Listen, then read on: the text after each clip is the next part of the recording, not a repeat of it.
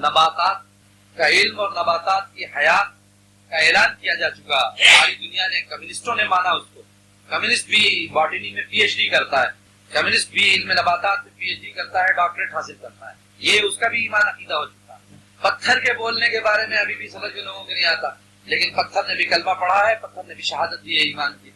جب کنکریاں رسول اللہ صلی اللہ علیہ وسلم کے ہاتھ میں تھی، ابو جہل ضد کرتا ہے، یا رسول اللہ اگر یہ کہہ دے میں آپ کی نبوت کی بشارت، نبوت کی شہادت دے دے میں تو ہم ان لاتے ہیں. آپ نے کنکریوں سے اشارہ کیا، پتھر بولا، 12 لوگ، پتھر نے شہادت دی، پتھر نے، کنکریوں نے کلمہ پڑھا، اور ابو جہل اور دوسرے لوگوں نے سنا.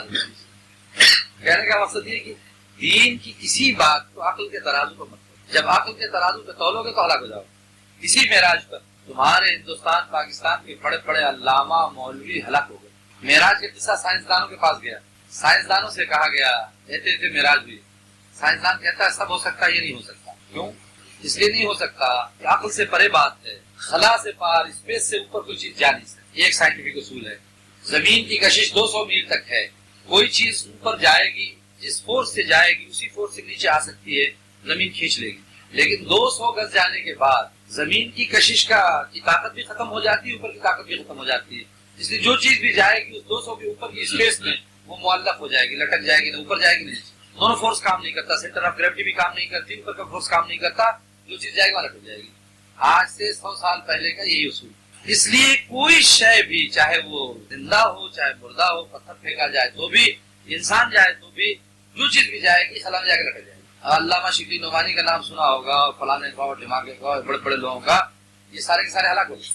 ان سب نے یہ کہا کہ جسمانی معراج ہوئی نہیں سکتی. اس لیے ہو سکتی کہ محمد صلی اللہ علیہ وسلم کا بھی جسم 200 خلا سے پار جا نہیں سکتا، اسپیس پر جا نہیں سکتا. کوئی چیز نہیں جا سکتی تو آپ کیسے جا سکتے؟ پھر معراج ہوئی تو وہ روحانی ہوئی ہوگی. جسمانی معراج سے انکار کر دیا صرف اسی عقلی دلیل پر کتنے لوگوں نے؟ ایک دو نہیں، ہزاروں علماء، سب پنارے وسطل. اب وہی سائنسدان، اس نے سب کا عقیدہ تو خراب کیا. وہی سائنسدان محنت کرتا ہے، اس کے دماغ میں شک ہے. ضرور گئے ہیں، محمد صلی اللہ علیہ وسلم صادق المصدوق ہیں، ضرور گئے ہوں گے، جھوٹ نہیں ہو سکتا. اسلام میں کوئی بات جھوٹی نہیں ہے. ہمارے سمجھ میں نہیں آتا تو کیا ہوا، لیکن گئے ضرور. یہ کمینے ہلاک ہو گئے، وہ سمجھدار ان کو ہلاک کر کے خود آباد ہو رہے ہیں. ضرور گئے. یہ کبھی اسلام جھوٹ نہیں بولتا. محمد صلی اللہ علیہ وسلم کوئی بات جھوٹی نہیں کہی. وہ ریسرچ کرے جا رہے ہیں، لیبوریٹریز میں چلے جا رہے ہیں، محنت کرتے جا رہے ہیں. کبھی 50 برس بھی نہیں ہوا خلا سے پار ہو گئے. خلا کو فتح کر، خلا سے پار ہو کر انہوں نے شہادت دے دی کہ ضرور محمد صلی اللہ علیہ وسلم جسمانی معراج کی ہے. جو انہی کے کہنے پر ہلاک ہو کے قبروں میں جا کر جہنم درگور ہوئے، ان کو مجھے کیا کرنا. میرا اتنی ساری بات دہرانے سے مطلب صرف یہ ہے کہ اسلام اور اسلامیات کی باتوں کو، قال اللہ قال رسول کو دماغ کے وزن پر جب تولو گے تو ہلاک ہو گئے. پتہ نہیں کتنے ہلاک ہو چکے تو بھی. اس لیے جو بات بھی کہی جائے اسلام کے تعلق سے، اللہ کے رسول کے تعلق سے، اس کو عقل کے ترازو پر ہر خدمت تولو. ابو بکر صدیق کی طرح سے آمنا وصدقنا یا رب، بہت سچ کہا، سچ کہا، سچ. اگر کہو گے تبھی بچ سکتے ہو. اگر عقل کے ترازو پہ تولو گے ہلاک. وہاں پر وہ جو آپ قصہ سنا رہے ہو وہ ہلاکت ہی کرنا ہے. اس سے وہ صرف عقل پر تولا. اس اگر عقل پر نہیں تولتا تو ایسا نہیں کر سکتا. عقل کے ترازو پر جب کوئی بات تولی جائے گی، قال اللہ قال رسول کو کم از کم قال اللہ قال رسول کا عقل کا ترازو دیکھا. عقل وہیں تک دیکھتی ہے. علامہ اقبال نے بڑا اچھا شعر کہا، گزر جا عقل سے آگے کی یہ نور. بڑا اچھا شعر کہا، گزر جا عقل سے آگے کی یہ نور، چراغ راہ ہے منزل نہیں. گزر جا عقل سے آگے یہ نور، چراغ راہ ہے. چراغ راہ ہو سکتی ہے عقل. خرد کی انتہا جہاں، وہاں سے روح کی پرواز کی ابتدا ہو. اس لیے خرد کو جب عقل کو یا خرد کو جب روح کے اوپر بالیدگی لاؤ گے تو ہلاکت و بربادی کے سوا کچھ. اس لیے ہمیشہ خرد کو نیچے رکھو، روح کی پرواز کو. روح البتہ سب سدرۃ المنتہا تک سیر کی ہوئی ہے، اور حضرت محمد مصطفیٰ صلی اللہ علیہ وسلم کے طفیل تو عالم ملکوت اور عالم ہاہوت تک گئی ہے. اس روح کے اوپر دیکھو تو وہ چیزیں وہاں پر، اور جتنی چیزیں ہیں وہ سب روحانیت سے تعلق رکھنے والی ہے. اسلام کی عقل و خرد سے تعلق رکھنے والی. اور میں اس پر زور اس وجہ سے دے رہا ہوں کہ آج جتنی چیزیں بھی آپ کے علماء اس زمانے کے جو محنت کر رہے ہیں اور اسلام کی جانچ پڑتال کر رہے ہیں، وہ عقل سے اس کو دیکھو. اس نے عقل و خرد کو پھینکا ہے اور اس کا ان کے قدموں سے لپٹا ہے تو کامیاب ہوا ہے. محمد رسول اللہ صلی اللہ علیہ وسلم کی صحبت میں بھی جس نے عقل استعمال کی ہے اور خرد کو لایا ہے بیچ میں، وہ بھی ہلاک، وہ بچا. عقل و خرد کو دور رکھا ہے، بالائے طاق رکھا ہے، اور قدموں سے لپٹ کر اشہد اللہ الہ الا اللہ واشہد محمد عبدہ ورسولہ کہا ہے.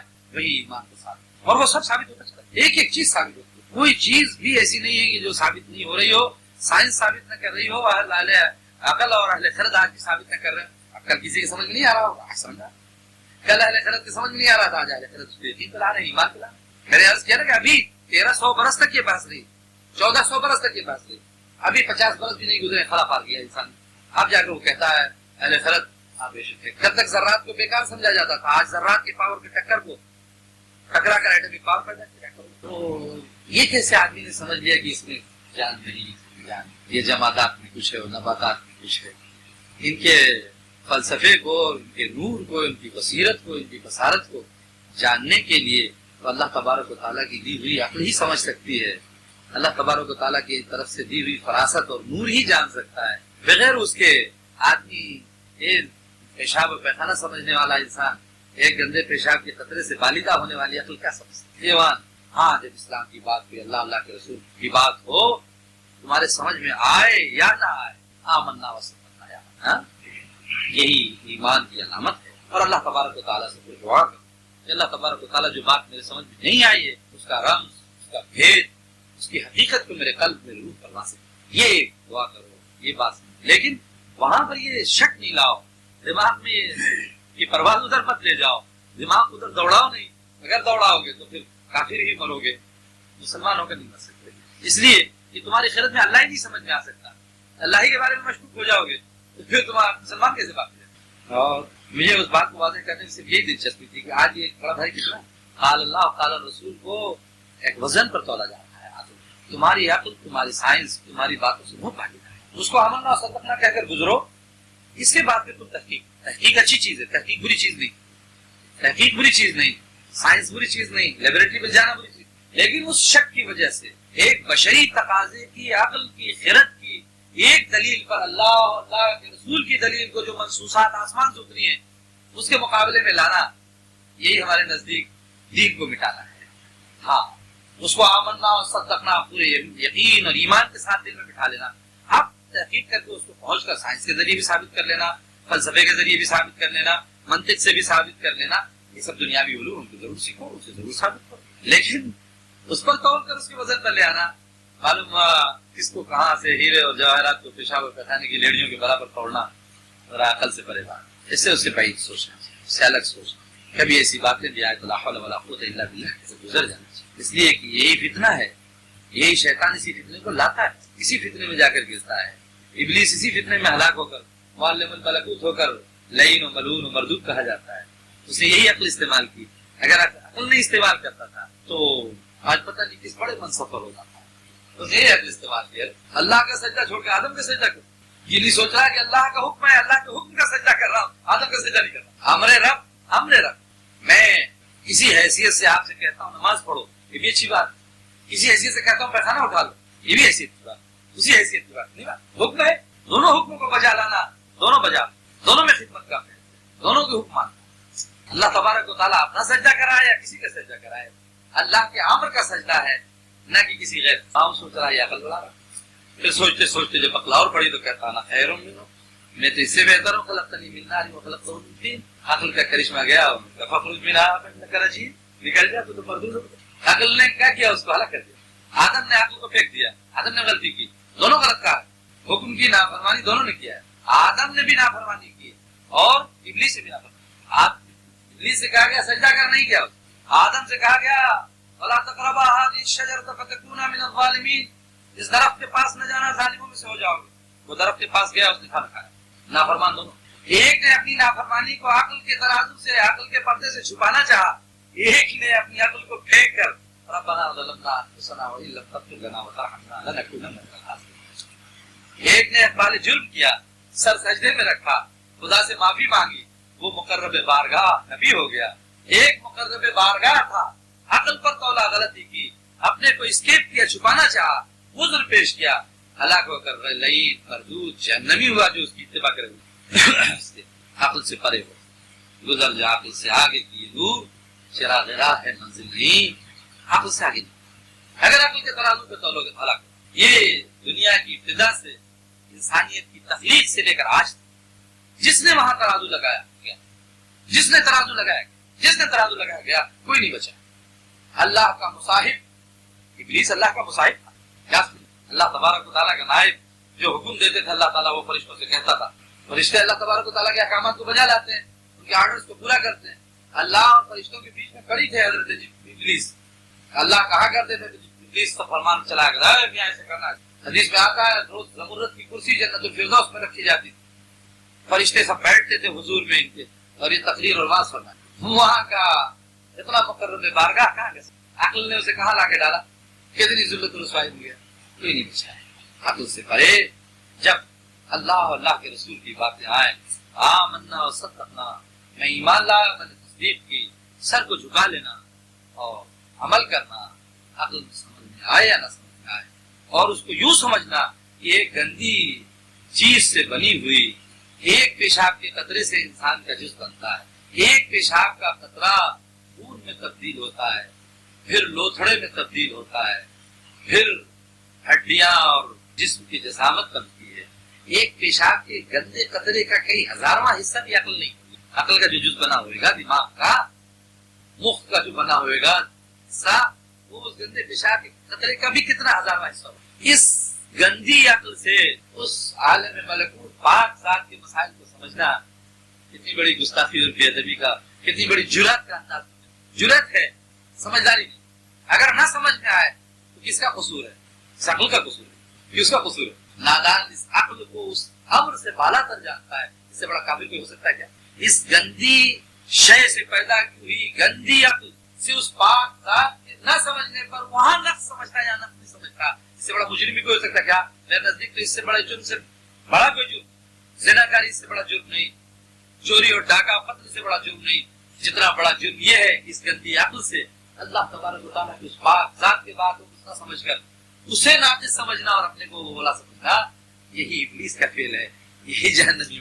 اس لیے عقل گزر جا عقل سے آگے کی نور چراغ راہ نہیں. اگر یہ عقل ہدایت کی طرف لے جا کر, سنجیدگی کی طرف لے جا کر اطاعت اور فرما برداری کے جذبے کو پیدا کرنے والی ہے, تو یہی عقل بے شک ایک نور ہے جو انسان کو جنت الفردوس میں بھی لے جا سکتی ہے.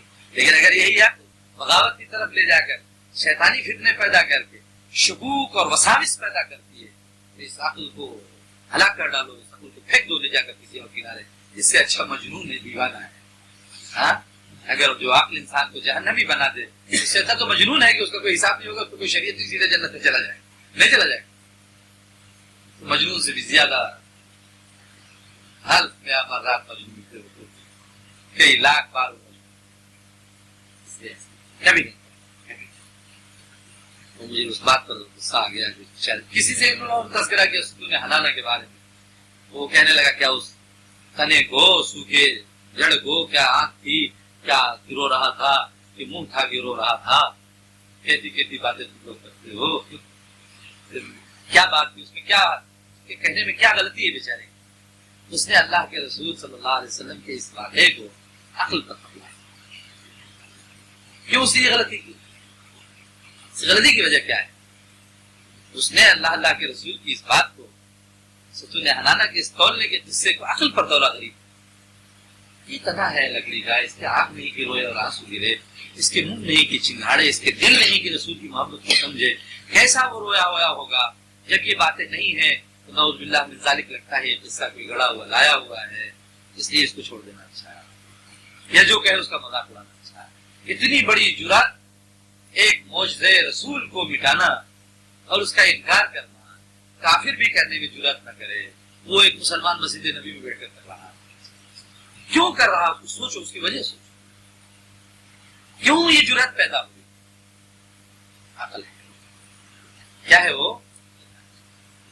اس لیے اتنی دیر سے بول رہا ہوں, آپ کو چپ کرا کر یہ اس سے توبہ کر لینا. یہ ایک ایسی چیز ہے جو آدم سے لے کر آج تک, ابلیس سے لے کر آج تک ایک سبق دے رہی ہے. جس نے ایسا کیا وہ, اس لیے فوراً توبہ کرنا. اس لیے دعا کرتے ہیں اللہم انی اعوذ بک من الشک والشرک والشقاق. شک سب سے بڑی چیز, شک آدمی والا کرتا ہے, اور شک یہ عقل پیدا کرتا ہے.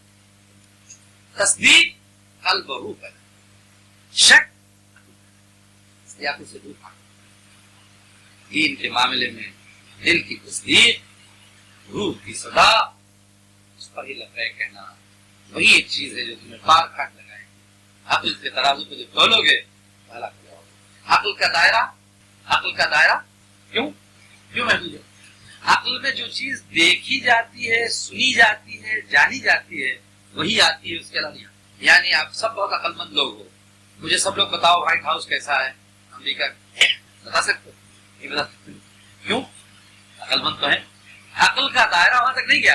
ایک شخص جو امریکہ گیا، جس کو کوئی وہاں کا سینیٹر مل گیا، وائٹ ہاؤس میں لے گیا، ٹہلایا دکھایا، عقل نے جب اس کا تجربہ کر لیا، عقل نے جب اس کی پرواز کر لی، سیر کر لی، ایک پڑھا لکھا آدمی اس نے کسی آرٹیکل کو پڑھا جو وائٹ ہاؤس کے پورے چیزوں کا تجزیہ کر کے لے کے رکھا ہے، اس کے عقل کے سامنے میں وہ فٹ ہو گیا، وہ بتا سکتے. معلوم ہوا کہ عقل کا دائرہ محدود نہیں، لیکن قلب و روح کی فراست، قلب پر آنے والی تصدیق آپ دیکھیں لامحدود. آپ کوئی چیز نہیں دیکھے یا دیکھ اس کا تاثر آپ کے قلب. آپ نے نہیں دیکھا وائٹ ہاؤس کیسا ہوگا، آپ نے نہیں دیکھا سیدنا عبد القادر جیلانی رحمۃ اللہ علیہ، آپ نے نہیں دیکھا حضرت محمد رسول اللہ صلی اللہ علیہ وسلم، لیکن 1400 برس پہلے کی تاریخ قلب کے اندر کیس پیدا کرتی ہے، 2 قطرے آنسو بھی گر جاتے ہیں. ایسا کیسے؟ اسی زمانے میں موجود چیز عقل کے دائرے میں نہیں آتی ہے تو انکار کرنے پر موجود ہو جاتا ہے آدمی. یعنی مولویوں کے سمجھ میں نہیں آیا تو کہہ رہے ہاں بڑے آئے ہیں چاند تو پہنچے گے، سسر یہ لوگ چاند پر کیا پہنچیں گے؟ ارے سب جھوٹے دماغ خراب کیے، دیہاتوں میں جائیے مولوی بڑیوں سے بھی کرتا چاند پر پہنچ جائیں گے. ارے سب ایسے سائنس والے بیوقوف بنا گئے. میں یہ کہوں 100-200 میل ٹہل کے چلا آئیں آسمان کو، یہ جانے چاند پہ پہنچنا ہے. یہ چاند جب یہ تصویر نہیں کرتی کیا کرتی؟ میرا عرض کرنے کا مطلب اسی زمانے میں اسی زمانے کی چیز کو عقل کی حدود سے جب باہر ہوتی ہے، اسی زمانے کا ترقی یافتہ انسان بھی نہیں کر دیتا. اس زمانے کو نہیں، 100 برس کے زمانے کو نہیں، 1400 برس زمانے کو جس پر کوئی علم نہیں، یقین نہیں، نہ دیکھا نہ سنا نہ جانا، لیکن جب وہی قلب اور روح کی تاثرات سے سنا اور سمجھا جاتا ہے تو کیا اثر ہوتا ہے؟ اثر کیا ہوتا ہے؟ ہمارے سامنے وہ واقعہ ہوا جانتے ہیں. اگر ایمان کو دور کیا جائے تو تصدیق کا کوئی ہمارے پاس پہلو نہیں. ایسی معقول الفطرت بات ہے جس کو اس بے وقوف نے انکار بھی کر دیا، مذاق مسجد میں بھی اڑا رہا. لیکن ہاں جب عقل سے ہٹا کر دور 1400 برس پرانی بات سنی اور سنائی جاتی ہے تو اہل دل اہل روح کی آنکھوں سے پانی چھلک پڑتا ہے، دل بیتاب ہو جاتا ہے. کتنے چیخ پڑتے ہیں، کتنے بے ہوش ہو جاتے ہیں، کتنے مرتے. کچھ ایسے بھی عاشق ہیں جو جانتے تھے ارے ایسا کیسا ہے، الٹا ہے. معلوم ہے کہ اس کے دوائر نام ہے، اس کی عقل کے دائرے جو دیکھے گا سنے گا جانے گا اسی دائرے میں آئے گا، جو نہیں جانے گا دیکھے گا سنے گا اس دائرے میں آئے گا. یہ دیکھے یا نہ سنے یا جانے اس پر ایک کیف، اس پر ایک کیفیت. بہرحال مجھے بات سے بات لگے گی، اتنی دیر تک میں بولتا رہا، صرف یہی بات لگی اور اس میں جو ہے وہ آیا بیچارے اس وجہ سے آیا کہ اس نے اللہ کے رسول کی باتوں کو عقل کے طرف کبھی نہیں اس بات سے توبہ کرنا، کبھی عقل پر نہیں تولنا. جب تصدیق سے یہ بات معلوم ہو جائے کہ یہ میرے اللہ کی ہے یا میرے محبوب سیدنا محمد رسول اللہ صلی اللہ علیہ وسلم کی ہے، آمنا وصدقنا کہنا. اگر کبھی عقل اس میں اڑ لگائے تو ایک پتھر لے کے سر توڑ دینا، یہ زیادہ اچھا ہے بنسبت کی بات کریں. اپنے ہی پتھر اٹھا کے اپنا سر توڑ لینا بنسبت اس بات کی کہ اس میں شک پیدا کرو اور جہنمی بنو، یہ بہتر ہے.